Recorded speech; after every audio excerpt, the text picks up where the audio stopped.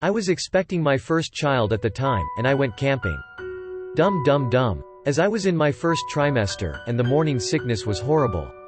We went to the Colorado River, and camped at one of the many camping locations along the waterfront. I don't remember the exact location, but I should have told my husband, "Let's go home."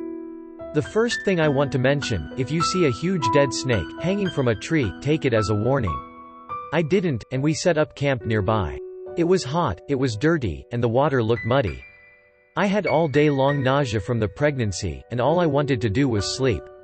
I was not having a good time. The tent was musty smelling, and I didn't know how I was going to muddle through 2 days.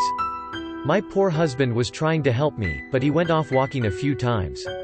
I have to admit, I was grouchy and absolutely miserable. Being pregnant, and trying to get comfortable on top of a sleeping bag, not comfy on an overly sensitive body. The first evening, we hiked up a short trail to a hilltop peak. It was stunning up there. The view was amazing, and you could see the flowing waters of the river. I tried to ignore the waves of nausea, but as the sun was almost gone, the need to vomit was overwhelming. Little did I know at that time, the nausea would become worse. My husband tried to be a gentleman, and help me down the hill, but I would have no part of it. My stubborn nature was rubbed raw by all this camping stuff. He left me behind, in the dark.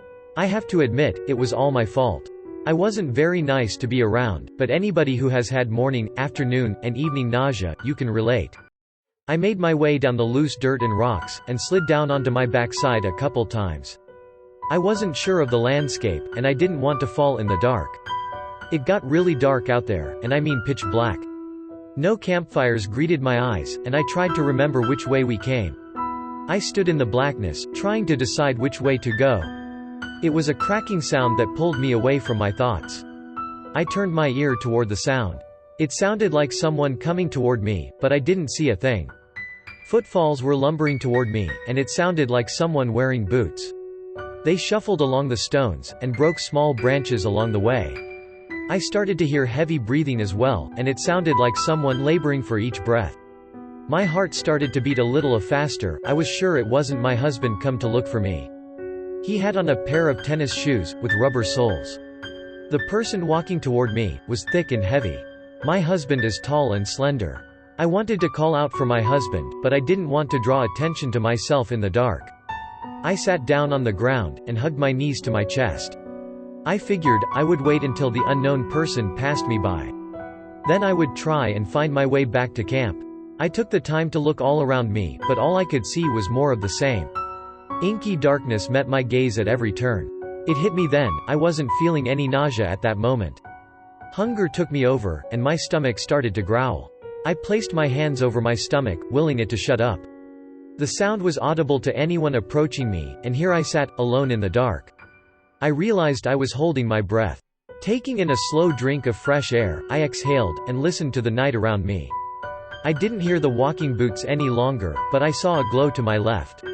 I tried to focus on the light, but it was moving about. The light became more blue than white, and it had a yellowish mist surrounding the edges. Oh great. I've been found out, yet again, and here I was, in the middle of nowhere. This was another entity, coming to ask for help. Or could it be to torment me? I never knew what to expect. I decided to stand, and that is when it hit me. The smell of death. It's not a good smell. In an instant, the nausea was back, and I found myself retching onto my shoes. I felt horrible, and the smell of death lingered in my nostrils, long after the odor of my vomiting dissipated. I wiped my mouth with the bottom of my shirt, and looked around. The glow is still off my left shoulder, and it hadn't come any closer. I knew I was supposed to go over there, but I didn't feel like it. Pregnant or not, I knew I had to find out what this entity wanted. So I pushed myself forward, walking slowly, carefully in the darkness. I used the light it was giving off as a beacon to guide me. It was strange that I didn't see any campfires or lights. Was I making a bad decision by walking toward this ethereal being? I prayed I would be okay. It took me around 20 minutes to get to the area where the entity stood. He was a big ghost. Probably 6'3", and around 350 pounds. He stared past me, not seeming to notice me approaching him. He was watching for something or someone. In a blink of an eye, I found him standing directly in front of me. I stared up into his round face. His eyes were black as night, and I saw the bullet hole in his temple. Had he killed himself? I knew he was waiting for me to tell him what had happened. When they appear in such a confused state, and this one was anxiety-ridden, I have to very gentle. I asked him what was his last memory, and he said he couldn't remember. He kept hitting himself in the head as though jarring himself to remember. I took a step away, but he stepped closer to me, drawing on my energy, and that of my baby. I wasn't feeling strong at all, so I sat down at his feet. He quickly followed suit, sitting on his knees and ankles. I had trouble hearing him as he faded in and out. I knew I had to get his story soon, and send him on, but he kept wallowing in panic. He kept saying his head hurt, it hurts so bad. His hands were now covering his ears. He seemed to sway from side to side, and his eyes were closed. I needed him to look at me, and he refused to open his eyes. What got his attention? I had another wave of vomiting, and I spewed it all over the ground where I sat. He was at rapt attention after that. I asked him if he knew he was deceased. He shook his head in denial. He told me he was as much flesh and blood as I was. I told him to reach out and touch my arm. He shook his head, no. It was then that I reached out and ran my hand through the entity. He fell back from me, surprised at seeing my hand go through his body. I saw the resignation in his eyes. He finally understood. I asked him what year it was, and he told me, 1937. I told him it was now 1975, and I told him he needed to move on. He finally understood what that meant.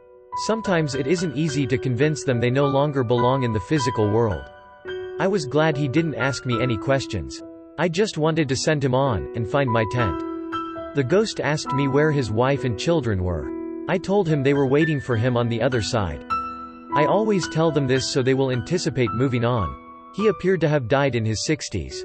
This is the image he projected before me. Since he couldn't remember how he died, and the bullet hole in his temple was a good indication of suicide, I had to assume this was the cause of death. I didn't know if he had killed himself out here, and it didn't matter. My main concern was sending on his soul. He walked into the eternal realm, slowly and unsure, but he did get through. I never knew his name, or why he had a bullet hole in his temple, and none of that mattered. He was finally where he belonged, and not in the physical plane any longer. I prayed he was at peace. To end my experience, I found my way to the campsite, and 7 months later, I had a 7 pounds to 7 ounces, healthy baby girl. My daughter will be 33 years old 3 days before Christmas.